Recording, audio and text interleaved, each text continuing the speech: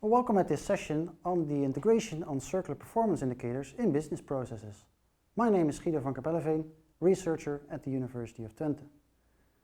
Today I'm going to explain a bit about how you might select circular economy indicators for your firm. For selecting the right circular economy indicator, one may use a framework. The framework presented here shows you that you have to think on the one hand on what you actually want to measure, and on the other hand, how you would like to measure it.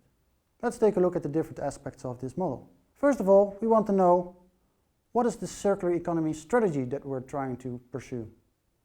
And for that, we want to link it to the type of object that we're trying to measure. For example, is it the function of a product or a service? Is it about the product itself? Is it about its components, its material, its embodied energy? And to what extent do we try to measure if we have some kind of performance? So is there some kind of baseline or reference scenario that we might want to use?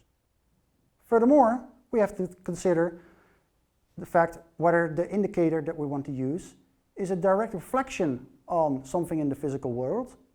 For example, if we link it to material, we might think of recycling rate, or whether we try to indirectly measure circular economy performance. For example, by an eco-innovation index. On the other hand, we also think about whether the indicator might be linked to one specific strategy, or whether there are multiple strategies to which an indicator can help to see how we perform on this progress. What's also important is to think about its scoping. We can look at two kind of perspectives. On the one hand, we have the technological cycle, in which we may have indicators linked to each of the steps in this technological cycle, but we also might look at it from a sort of a life cycle thinking perspective, which may help more to consider also the burden and benefits, the cause and effect kind of aspects of the circular economy performance. So we link it to impacts on, for example, environment, economy, and society. Also, the implementation scale is important.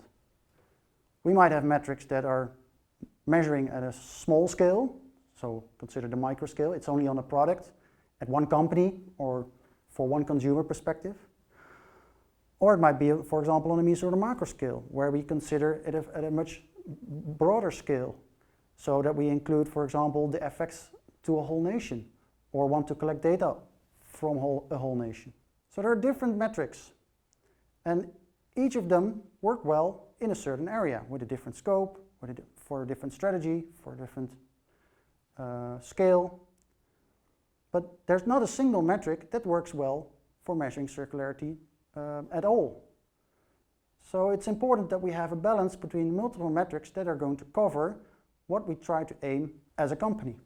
In summary, what we have seen is that there's a variety of metrics, and each of these metrics are specifically designed for one purpose. So as a firm, it's important to have a combination of these metrics and have a balance between them to see if we can measure our progress on circularity. I hope this video will help you as a company to select this appropriate set of metrics. Thank you for watching.